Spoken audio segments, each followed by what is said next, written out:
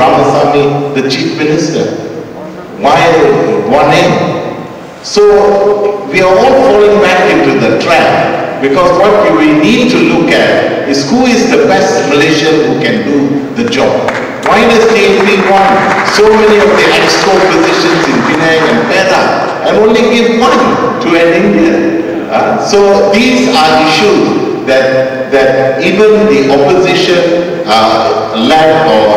the TNP and other parties will now be put to scrutiny very much as the Barisan has in the past. And I think this is where to really respond to how voters voted.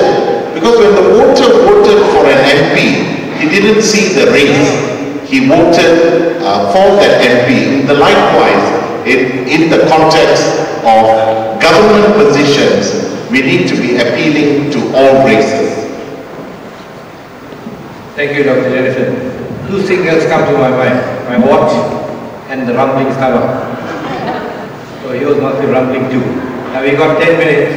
I'd like Dr. Farish to respond. And anybody else after that?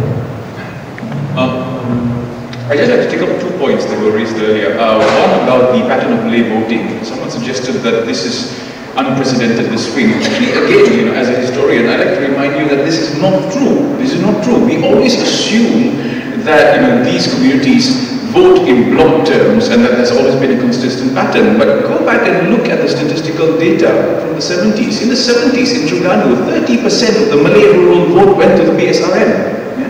Went to the socialists. These are Terengganu rural Malays. And so why do we continue to belabor ourselves under this idea that Malays vote for either UMNO or PAS, and that it's Islam or Malayness that are the key things that drive Malay voting patterns? It's not the case. So that's why, again, like I said, we have to recover our history. Now, I would like to link that to the other question raised about the fear of Malaysia possibly becoming an Islamic state. And as I said, I've been trying to say all along, let's take this opportunity to grow up and abandon some of our superstitions and myths and these ghosts that have been tormenting us for so long. Let's get one thing straight.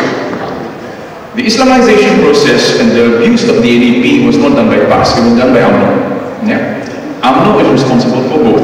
The way in which the NEP was used as a tool, an engine of patronage and state control is clearly demonstrated when we look at how the NEP was used. But let's also not forget that Islamization, the whole Islamization race, was UMNO's way of co-opting potential Malay opposition, again because UMNO assumes that Malays only want Malayness or Islam.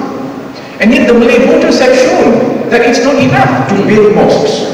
It is not enough to promise your Islam Hadari project, because in places like Kelantan, Kedah, Terengganu, what people want is real development. And if this can be delivered by an opposition that does not have to package it in the form of a sort of statist Islam, they will accept this. So in a way, the Malay Muslim electorate has actually evolved faster than the dominant mode of Malay feudal politics that we see in UMNO.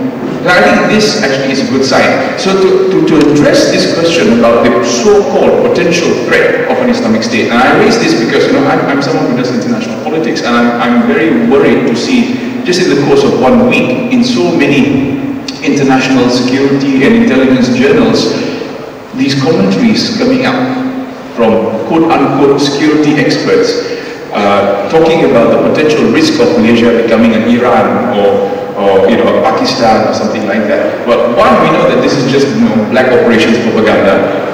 But let's also go back to the real facts. Who created the religious authorities that come knocking on your door at 3 o'clock at night? It wasn't PAS. Yeah? Who's been banning books coming into Malaysia? It wasn't PAS. Who's been seizing Bibles from Malaysians coming back from abroad? It wasn't PAS. All of this happened under the auspices of an UMNO-led Barisan national government that claims this is an expression of a so-called moderate progressive Islam that is modern and cognizant of the needs of the times. Now, I wrote this once before, and I'll repeat the title of my column again. Moderate Islam will not be born behind bars. You cannot use the police state apparatus to implement or produce or promote a moderate, democratic, plural, modernist form of Islam. And so I say, give the opposition a chance. We are all cautiously optimistic here. If there is going to be a real reinvention of the way in which we think about normative political Islam in this country, I think the likelihood is it will come from the opposition. Because they are now forced to work within the confines of the parameters that they assign themselves to by accepting the People's Declaration. And if they don't do that, yes, we will take them into account. We will take them into account. But, you know, they've only been there for 1 week, yeah? So please give them a chance. After all, the other guys have been there for 50 years and still can't get it right. Yeah?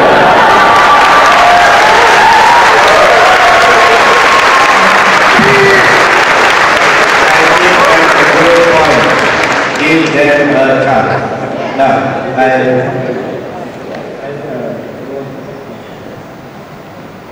the question about Anwar Ibrahim. The question about Anwar Ibrahim. What will happen? Let's say something happens to him. That was the question that was asked. Well, I don't know what will happen. But I think, I must say, Anwar Ibrahim worked very hard to put together this thing. I mean, but I think it would not have happened if he had worked alone. He worked with other people as well. He worked with leaders of the DAP. He worked with the leaders of PAS and so on. And even though the DAP was very reluctant in the beginning, but finally they agreed. But of course this was not publicized because for obvious reasons. You see, they suffered from 1999. I mean, this kind of a working together and something that they had in the past, Barisan Alternative, and they had what you call this, APU, Angkatan Perpaduan Ummah, that was between PAS and Semangat 46, and then Semangat 46 with the DAP, but it failed. And the DAP since 1990, 1995, 1999, and 2004 got only 1 seat in the State Assembly. And in 1886 they got 24 seats, but subsequently it's only 10, 12 and something like that. So they suffered, and that's the reason why they were quite shy about being seen cooperating with the DAP, cooperating with PAS. In fact, PAS almost revealed the true nature of the cooperation about 3 days or 4 days before polling, when the Vice President of PAS came to address the Kelantan crowd in the Klang Valley. He said, we are working towards overthrowing this government, and we are now hoping to get 116 seats. I mean, that was ambitious. But it more or less reflects the depth of the cooperation at the time. Okay, now, I think this thing that they had got going, this working together, I think it has gone beyond Anwar. If anything happened to Anwar, I think the thing will just continue to happen. But we must understand that it is built around this man. And I think, like many people say, and they criticize, especially in the mainstream media, to say that he is hungry for power. And the moment he is qualified to contest, he will contest in his wife's place. I think I was talking to Syed Hussein Ali yesterday, and he said it's not possible. I don't think what we have got 31 seats. Why do we have to sacrifice 1 seat? And then why do we have to give up 1 seat for just so that Anwar can come inside? We wait. There are so many people who are going to be charged for corruption.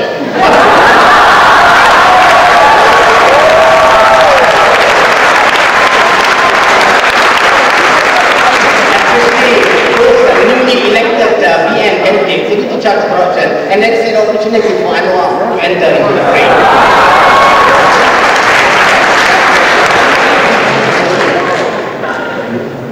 Yeah, thank you guys. You're going to see a lot of way to cook now. Cool. I just to reflect on the commitment my Simon said. I think Malaysians have moved away from iconic politics. I think the success that you see today is actually come from the race consciousness of the Malaysian society, and we have moved beyond that. So no one icon in Malaysian politics should take the blame for the stunning victory by the opposition coalition. The second thing is on the question of whether Gerakan is still relevant. The party is still relevant. The leaders are not relevant.